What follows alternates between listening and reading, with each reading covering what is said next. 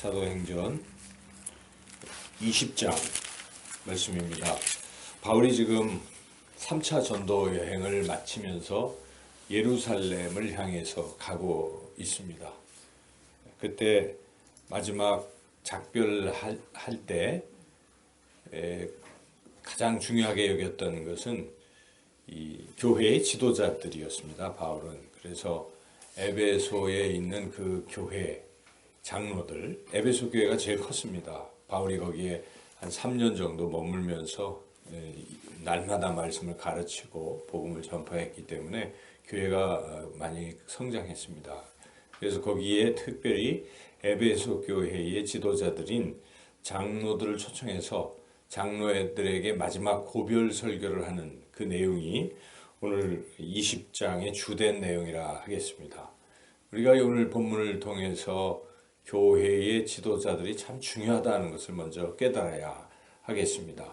이미 우리가 사도행전 말씀 보면서 앞서서 이 오순절날 성령 강림하는 큰 사건, 그래서 교회가 태동하는 그 사건 바로 직전에 한 일이 기도하는 일이었는데, 기도하면서 또 한 가지 중요한 일을 했죠. 그것은 12사도 중에 하나가 권석이었기 때문에 그 사도 한 명을 세우는 일을 기록하고 있는 것을 볼 때에 이 교회라는 공동체의 지도자의 역할은 굉장히 중요하기 때문에 그러는 것이죠. 하나님께서 이스라엘 백성을 애굽에서 구원해 내실 때도 모세라는 그 걸출한 지도자를 세우셨는데 모세 혼자 할 수가 없었습니다. 그래서 이 장인 이드로가 모세에게 와서 너 혼자 하면 안 된다. 지도자들을 세워라 해서 10부장, 100부장, 1000부장 이런 지도자들을 세워서 그 백성을 인도한 것이죠. 그래서 이 조직, 지도자라는 것은 이 하나님의 공동체에서 굉장히 중요한 요소입니다. 또 이미 사도행전 6장쯤 가면 교회에 7집사, 성령과 믿음이 충만한 7집사 세우는 이야기도 우리가 보았습니다. 그래서 그 7집사를 잘 세웠기 때문에 그들이 이 사도들과 동역해서 이 복음을 전파하고, 특별히 스데반 집사님 순교하시고 빌립 집사님 그 사마리아에서도 복음을 전하는 이런 모습도 기록되어 있습니다. 그만큼 교회의 지도자들을 세우는 게 굉장히 중요한데, 바울은 이것을 알고 있기 때문에 이미 앞서서 우리가 1차 전도여행 때 보면 바울이 한 일이 무엇입니까? 각 교회에 장로들을 세우는 일을 했다는 것을 우리가 또 어렵지 않게 생각해낼 수가 있지 않습니까? 그와 같이 장로들을 굉장히 중요하게 여겼어요. 그래서 지금 마지막 자기가 이제 순교하러 가기 전에 마지막 한 일이 장로들을 불러서 신신당부하는 내용인 것이죠. 그만큼 교회의 지도자들은 매우 중요합니다. 교회의 지도자들이 어떠해야 될까 하는 것을 바울이 상당히 많은 내용으로 설교를 하고 있습니다. 바울은 설교하는 핵심이 그겁니다.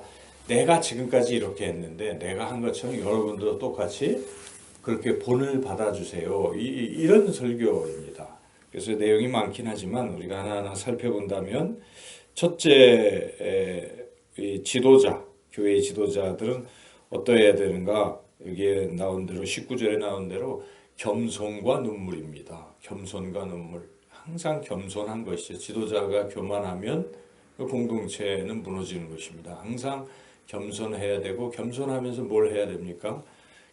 눈물로 기도해야 한다는 것이. 왜 눈물을 흘린다? 눈물이 무슨 표현이겠습니까? 눈물이라는 것은 눈물의 기도를 말하는 것입니다.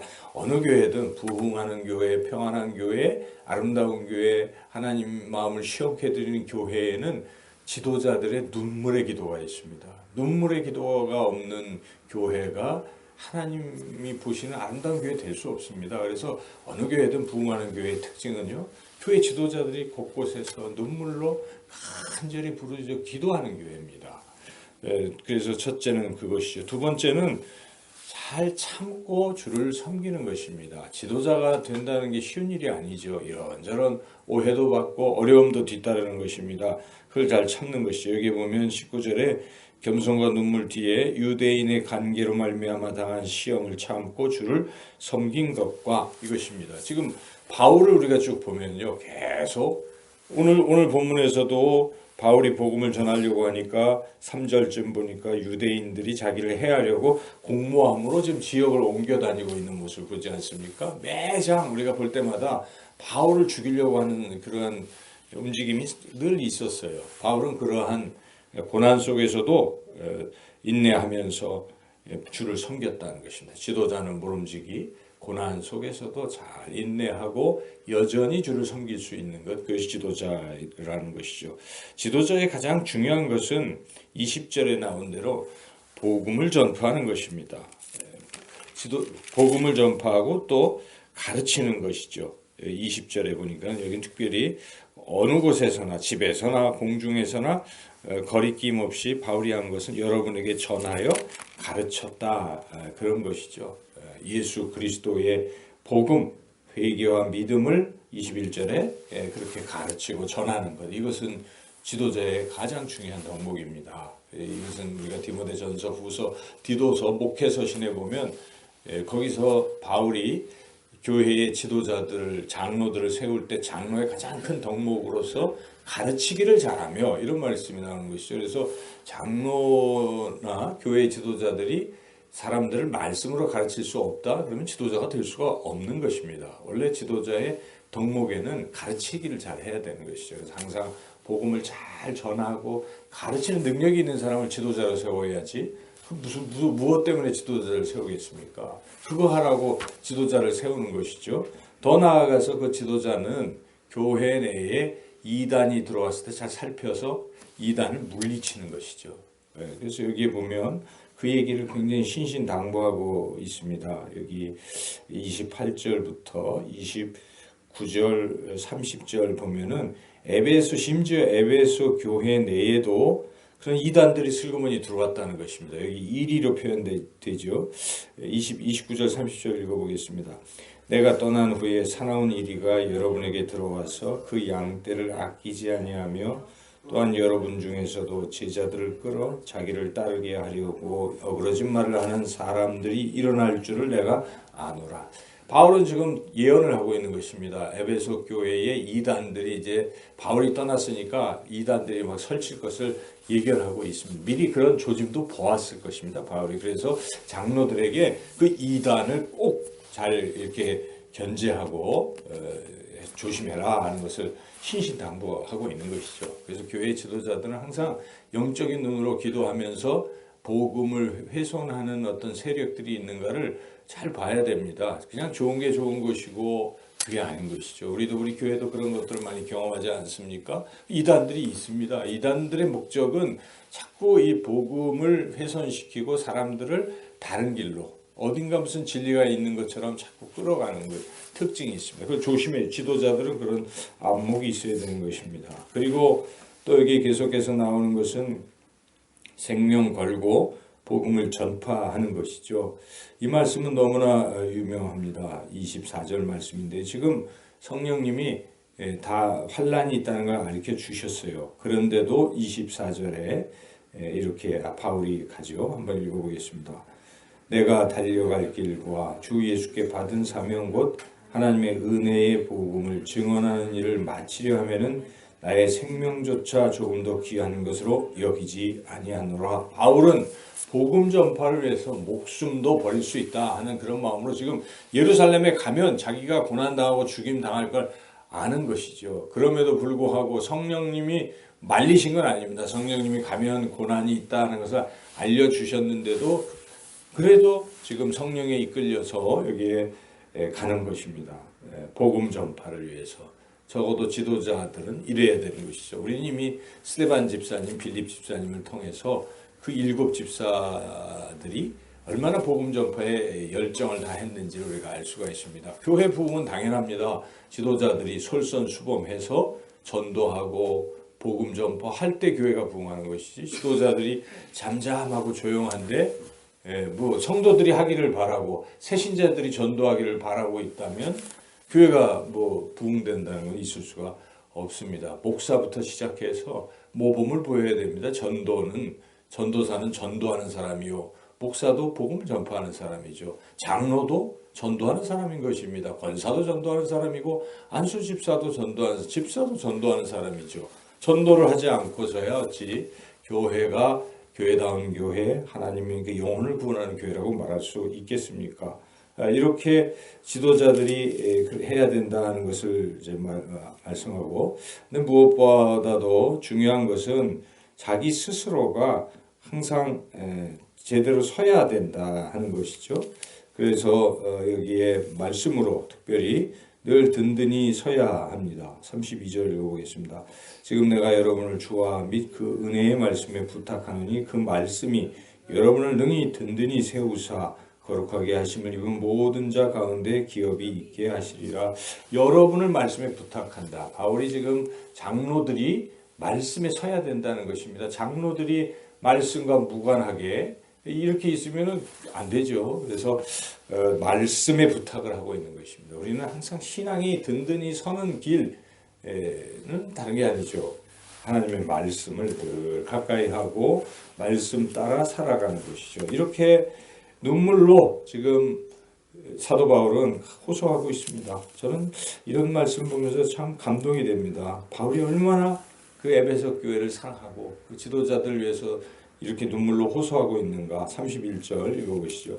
그러므로 여러분이 일깨워 내가 3년이나 밤낮 쉬지 않고 눈물로 각 사람을 훈계하는 것을 기억하라. 눈물로 훈계한 것이면 3년 동안 바울은 날마다 참 이러한 열정 참 귀한 것입니다. 이래서 에베소 교회가 든든히 선 것입니다. 바울의 이런 열정. 그리고 마지막 지금 죽으러 가면서도 장로들 불러놓고 신신당부하고 있는 이 모습이 눈에 선하지 않습니까? 그리고 바울은 특별히 또 본받아야 될 것은 장로들은 이 지도자들은 이 자기의 어떤 이익, 사사로운 이익을 위해서 교회 나오면 안 된다는 것입니다. 도리어 자기 것을 이 성도들에게 나눌 줄 아는 사람이 교회 지도자들이라는 것이죠. 지도자들이 이기적이고 탐욕스럽다면 그 교회를 누가 나오겠습니까? 교회가 무너지고 마는 것이죠. 그래서 여기에 33절, 34절, 한번 35절까지 한번 같이 읽어보겠습니다. 내가 아무의 은이나 금이나 의복을 탐하지 아니하였고 여러분이 아는 바와 같이 손으로 나와 내 동행들이 쓰는 것을 충당하여 범사에 여러분에게 모본을 보여준 바와 같이 수고하여 약한 사람들을 돕고 또 주 예수께서 친히 말씀하신 바 주는 것이 받는 것보다 복이 있다 하심을 기억하여야 하시니라. 그렇습니다. 장로들, 권사들, 안수집사들, 목사, 전도사, 집사 이런 지도자들은 대접받으려고 해서는 안 됩니다. 내가 뭐다. 그런 교회는 벌써 이미 잘못된 교회죠. 늘 무릎 겸손히 섬기고 봉사하고 내가 가지려고 하는 것보다 누군가에게 더 주려고 하고 나누려고 하는, 참 우리 영상교회 그런 분들 계신 거 압니다. 우리 리더십에서 그런 분들이 계시기 때문에 우리 교회가 참 좋은 교회예요. 그래서 그렇게 하라 하고 바울이 하고 같이 이제 또 마지막 장면이 얼마나 아름다운지 모릅니다. 사실 에베소가 먼 거리에 밀레도에서 바울이 사람 보내서 에베소 장로들에게 오라고 하니까 장로들은 단숨에 달려왔습니다. 바울에게 달려와서 바울의 말을 경청하고 마지막에 다 모여서 뭐 하고 있습니까? 36절, 38절까지 한번 읽어보겠습니다. 이 말을 한 후 무릎을 꿇고 그 모든 사람들과 함께 기도하니 다 크게 울며 바울의 목을 안고 입을 맞추고 다시 그 얼굴을 보지 못하리라 한 말로 말미암아 더욱 근심하고 배에까지 그를 전송하니라. 한 컷에 우리 사진처럼 볼 수 있지 않습니까? 같이 무릎 꿇고 장로들과 이 바울이 손잡고 눈물로 같이 기도하고 서로 목을 안고 마지막 가는 바울의 그 지금 죽음을 향해 가는 그 길을 눈물로 환송하는 이런 모습을 우리가 보고 있습니다. 이게 바로 아름다운 교회인 것이죠. 교회는 이런 것이죠. 지도자들이 서로 네가 잘났느니 내가 잘났느니 싸우고, 그럼 교회가 교회답지 못합니다. 서로 지도자들 생각할 때 간절한 마음으로 눈물로 기도해주고 늘 이러한 모습, 지도자들이 하나가 되고 사랑으로 하나 되면요 교회는 부흥되는 것입니다. 우리가 오늘 이 말씀을 통해서 교회가 어떠해야 되는 것을 잘 아는 것이죠. 지도자들, 특별히 지도자는 너무나 소중한 것입니다. 지도자가 설 때 교회가 서는 것이죠. 우리가 말씀 앞에 겸손히 하나님, 저의 모습이 참 여러모로 이렇군요. 하나님 불쌍히 여겨주시고 주님 은혜 주셔서 이 에베소 장로들과 같은 그런 모습으로 영상교회를 잘 섬길 수 있게 해주세요. 예동교회를 섬길 수 있게 해주세요. 우리가 그렇게 기도하고 새롭게 변화되어 교회를 잘 섬겨서 하나님의 나라를 이 땅에 오게 하는 여러분, 우리 저와 여러분 다 되시기를 주님의 이름으로 축원합니다.